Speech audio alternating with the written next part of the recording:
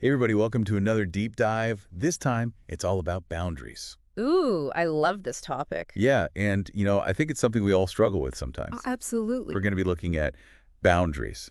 When to say yes, how to say no, to take control of your life by Henry Cloud and John Townsend. Great book. Yeah, it's a classic. And you reached out because you want to get a better handle on setting boundaries, maybe in your personal life, maybe in your relationships. Yeah, for sure. And so I think this book is going to have a lot of good insights for you. Yeah, I'm excited to dive in. Me too. Yeah. Okay, so right off the bat, the authors use this analogy that boundaries are like property lines for the soul.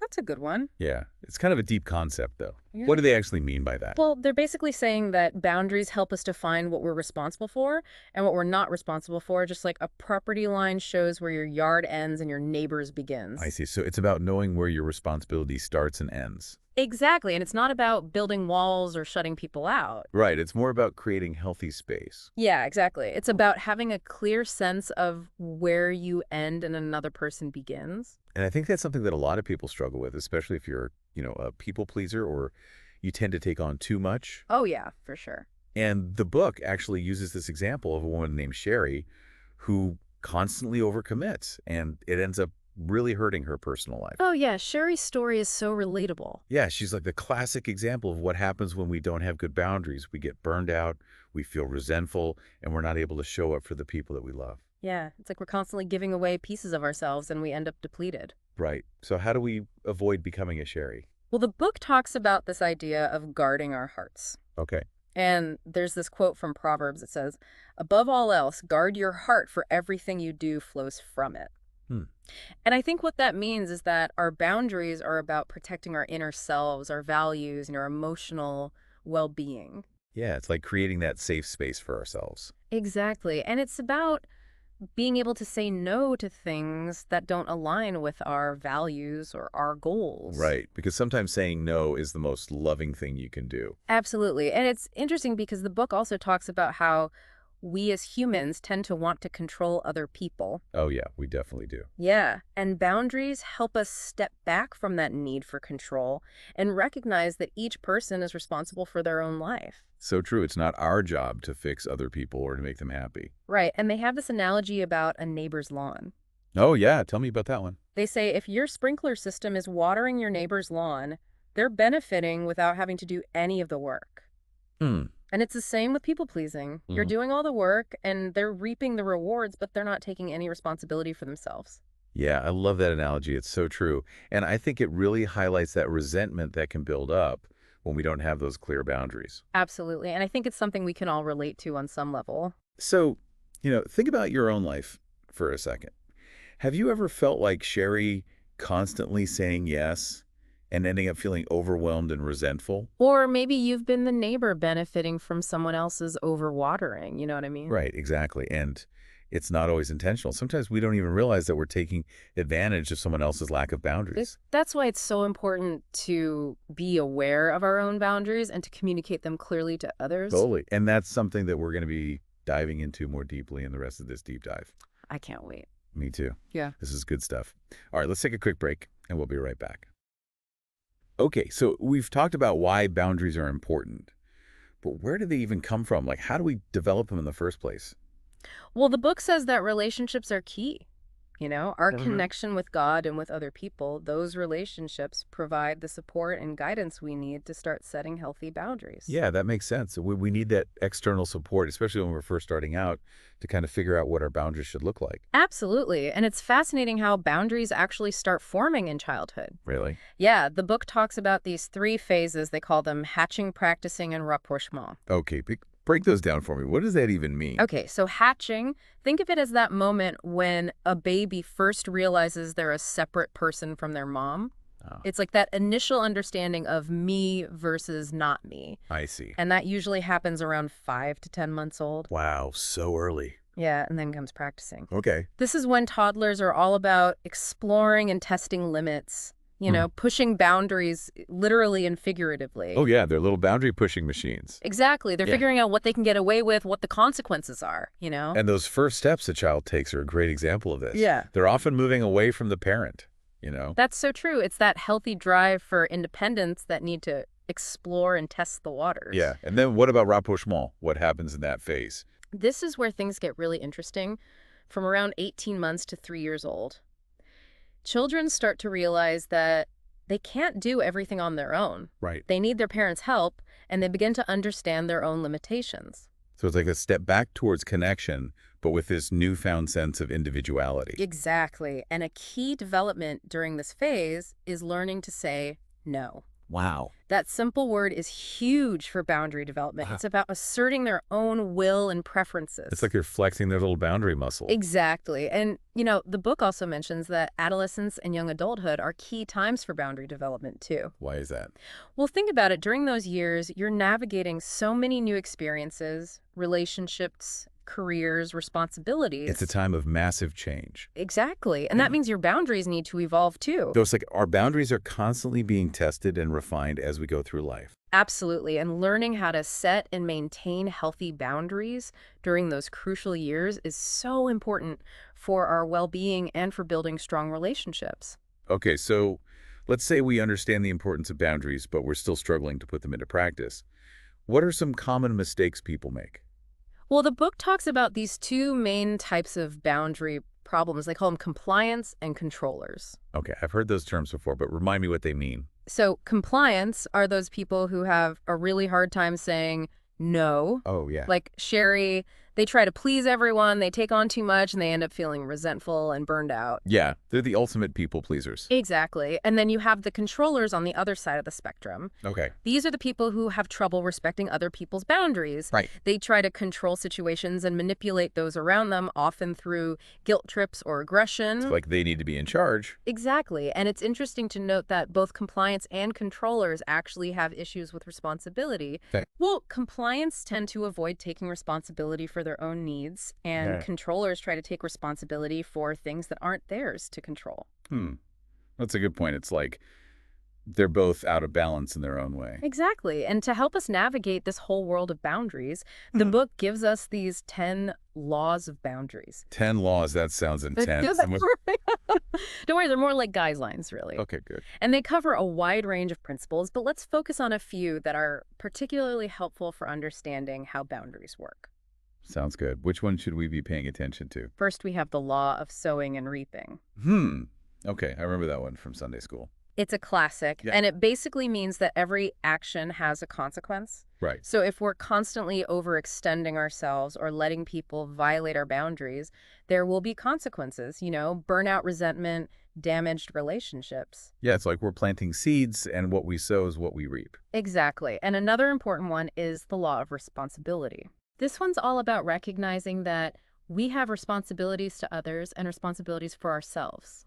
We can love and care for others, but we can't be responsible for their choices or their happiness. Right. We can't control other people. Exactly. And we also have a responsibility to ourselves to take care of our own well-being. So it's about finding that balance between caring for others and setting healthy limits for ourselves. Exactly. And then there's the law of power. Okay. This one states that we have power over ourselves, but not over others. Right. We can't force people to change. Exactly. We can only control our own actions and reactions. That's a tough one to remember sometimes. It is, but it's so liberating when we finally get it.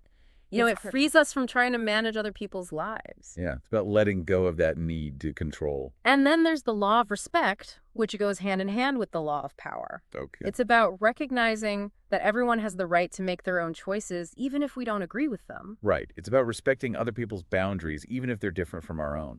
Exactly. And then there's the law of motivation. Okay. This one's all about checking our hearts. Making sure that our motivation for setting boundaries is coming from a place of love and respect, not from a desire to control or manipulate or punish others. So it's not about being selfish or vengeful. Right. It's about coming from a place of genuine care. Okay, and what about the law of valuation? What is that one about? This one reminds us to pay attention to the effects of our boundaries. Are they creating more peace and harmony in our relationships, or are they causing more conflict and distance?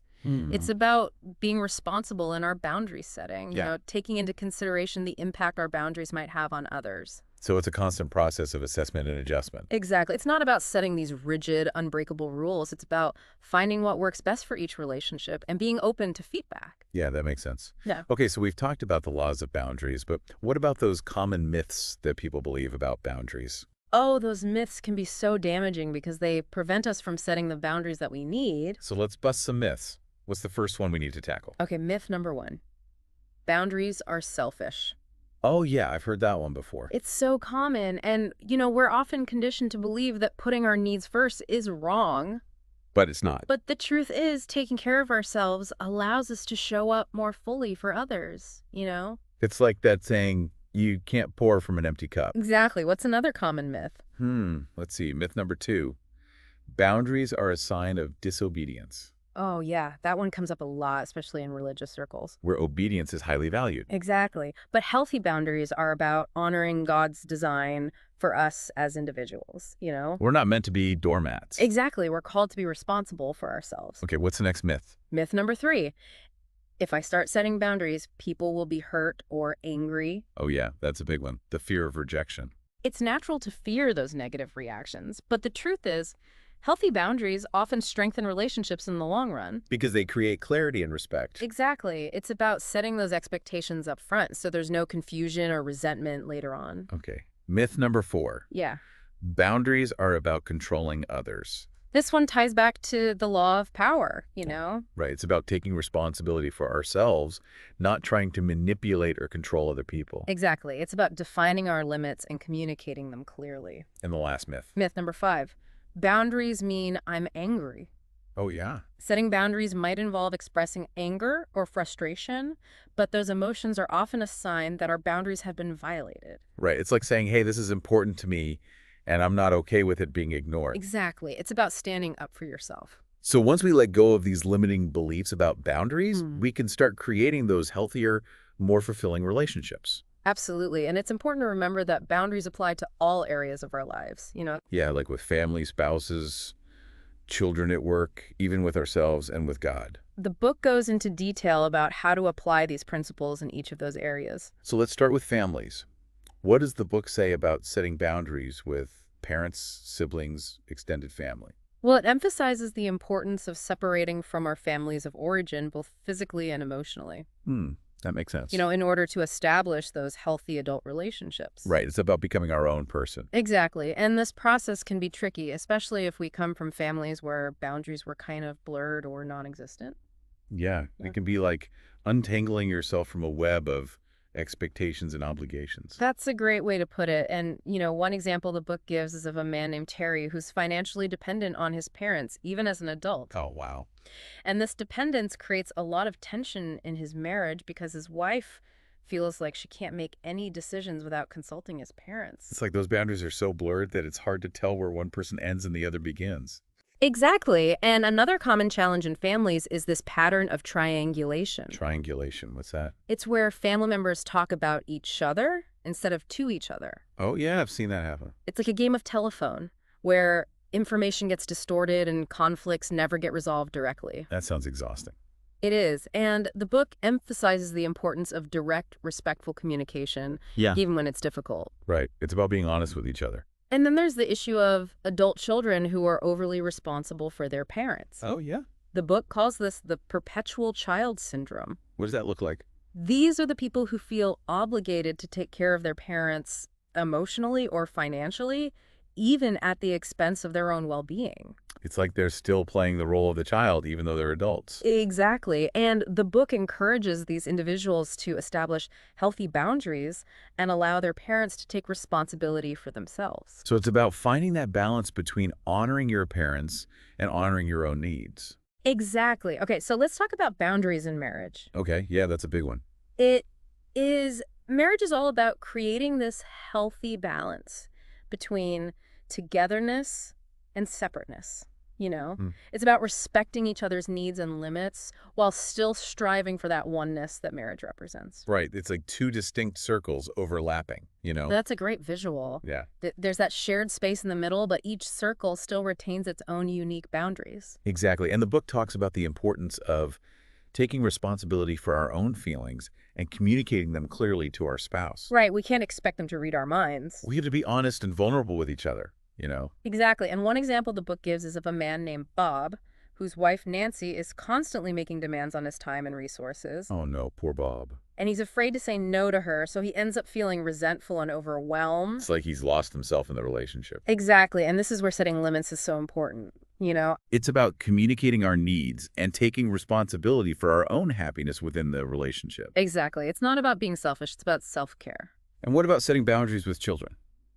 Well, the book emphasizes that discipline is not about punishment. It's about teaching children self-control and responsibility. Hmm. It's about providing a structure of safety and guidance until they develop their own internal boundaries. So it's like we're giving them the tools to build their own internal compass. Exactly. And it's about allowing them to experience the natural consequences of their actions. Natural consequences are a great teacher. They are. They really are. And the book gives these contrasting examples of Jimmy and Paul, Okay. both raised in Christian homes with loving parents, but Jimmy's parents allowed for disagreements and encouraged him to express his opinions, Hmm.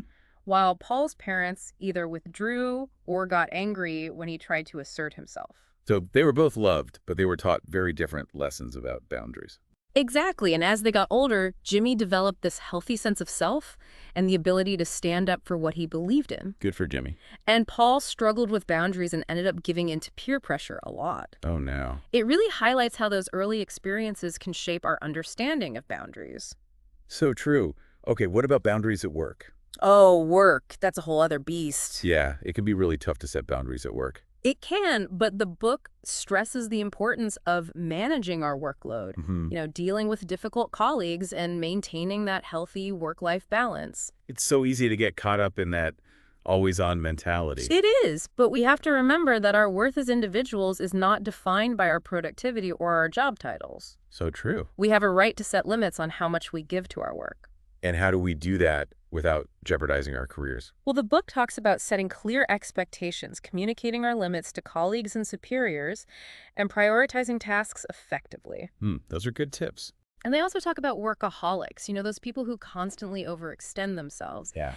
And they encourage them to find ways to reclaim their personal lives, to rediscover their passions and interests outside of work. So it's about finding that balance between being successful in our careers and living a fulfilling life outside of work. Exactly. And what about setting boundaries with ourselves? That sounds a little tricky.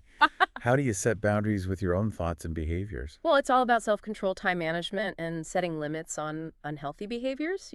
Let's being your own best friend. Exactly. It's about encouraging yourself to make healthy choices and holding yourself accountable when you slip up. I love that. And the book gives the example of Jessica, who struggles with binge eating. Oh, Jessica. She knows it's a problem, but she hasn't been able to set those internal boundaries.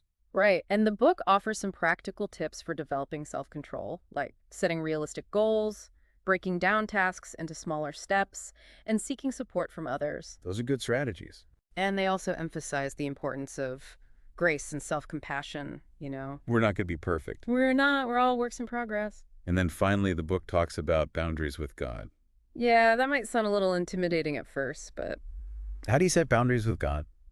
Well, it's not about putting limits on God. It's about understanding that God also has boundaries and respecting his choices, even when we don't understand them. Right. It's about surrendering to his will. Exactly. And they use the example of the wedding banquet parable. Oh, yeah. I love that parable. Where the king invites people to his feast, but many refuse.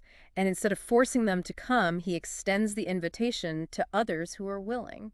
It's a beautiful illustration of God's respect for our free will. Exactly. He offers us his love and grace, but he doesn't force us to accept it.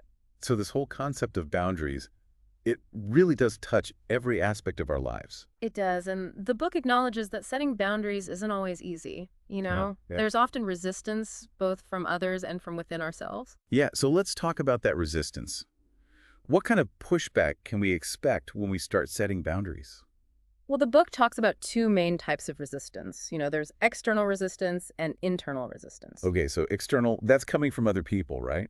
Exactly. It's the reaction we get from the people we're setting those boundaries with. And what does that look like? Well, it can vary. Some people might get angry, some might try to guilt trip us or even threaten to withdraw their love. Ooh, that's tough. It can be. But it's important to remember that these reactions are often a sign that the other person is used to getting their way. Right, our boundaries are disrupting their patterns. Exactly. And people don't always like change, even if it's for the better. So how do we deal with that kind of pushback? What's the best way to respond? Well, Cloud and Townsend, they really emphasize the importance of staying calm and firm. Okay. It's about reiterating our boundaries clearly and confidently without getting defensive or, engaging in It's arguments. not about winning a battle. Exactly. It's about standing our ground and communicating our needs respectfully. And sometimes that means being willing to walk away. It might, you know, sometimes we need to create some distance in order to protect ourselves. And to help the other person understand that we're serious about our boundaries. Exactly. And the book gives an example of a woman who finally confronts her husband about his disrespectful behavior. Oh, boy. He gets really angry and defensive, but she stands her ground even though it's incredibly difficult for her. That takes a lot of courage. It does, and that's where the support of others can be so valuable. Like having a therapist or a close friend. Exactly, someone who can encourage us and remind us that we're not alone. And then there's the internal resistance, the stuff we're dealing with in our own heads. Right, that can be just as challenging as dealing with other people's reactions. What are some examples of that internal resistance? Well, we might feel guilty, afraid of hurting others or unsure of how to assert ourselves. Yeah, I think a lot of people struggle with that, especially women. Absolutely. We're often conditioned to be nice and accommodating and to put other people's needs before our own. So how do we overcome that internal resistance? Well, it starts with recognizing those limiting beliefs, those voices in our heads that tell us we're not good enough or strong enough to set boundaries. It's like we have these old tapes playing in our minds. Exactly. And we need to replace those old takes with new ones based on a healthy sense of self-worth. And on God's truth. Exactly. Reminding ourselves that we deserve to be treated with respect, that our needs are valid, and that setting boundaries is not selfish. It's actually a sign of strength. Exactly. And one of the things I love about this book is that it really emphasizes the spiritual aspect of boundaries. How so? Well, it talks about how setting boundaries is actually a way of honoring God's design for us. We're called to be good stewards of our time, talents, and resources. Exactly. And boundaries help us do that by protecting our hearts and minds from unhealthy influences. And allowing us to focus on what truly matters. Exactly. And, setting boundaries, it's not always easy. Right. It's definitely a process. But the book encourages us to actually find joy in the process. Joy in setting boundaries. Yeah, it's not about becoming rigid or legalistic. It's about experiencing the freedom and peace that come from living in alignment with our values. So it's not about deprivation, it's about liberation. Exactly. And that freedom allows us to love others more authentically and more wholeheartedly. I love that. When we're not weighed down by resentment or obligation or guilt, we can give freely and generously from a place of love. So it's like setting boundaries actually allows us to tap into a deeper well of love and compassion. Exactly. And the book actually ends with this beautiful chapter called A Day in the Life with Boundaries. Okay, tell me about it. It tells the story of Sherry, the woman we met earlier who was constantly overcommitting. Right. And it shows her navigating her day with this newfound sense of clarity and confidence. It's like a glimpse into what life could look like with healthy boundaries. Exactly. She's no longer that people pleaser, always saying yes to everyone and ending up exhausted and resentful. She's finally learned to prioritize her needs. Exactly. And she's experiencing deeper connections in her relationships. That's amazing. It is. And it's proof that boundaries don't push people away. They actually draw them closer. Because they create that foundation of respect and authenticity. Exactly. So after this deep dive into the world of boundaries, where do we go from here? Yeah, what's the first step? Well, the book leaves us with this thought-provoking question. What's one small boundary you can set this week to protect your time or energy? I love that it's not about making these huge, sweeping changes. It's about starting small. Exactly. It could be something as simple as saying no to an extra commitment, Or blocking out some time for yourself. Exactly. Or setting a limit on how much time you spend on social media. It's about taking back control of your life, one boundary at a time. And remember, learning to set boundaries. It's a journey, not a destination. Right. It takes time and practice. It does, and there will be bumps along the way. But it's so worth it. It is. The rewards are incredible. More peace, more joy, more fulfilling relationships. So good. Well, thank you so much for joining us on this deep dive into the world of boundaries. It's been a pleasure. We hope you've gained some valuable insights and that you're feeling inspired to start setting some healthy boundaries in your own life. And if you want to go even deeper, I highly recommend picking up the book Boundaries by Henry Cloud and John Townsend. Yeah, it's a classic for a reason. All right, that's it for this deep dive. We'll catch you next time.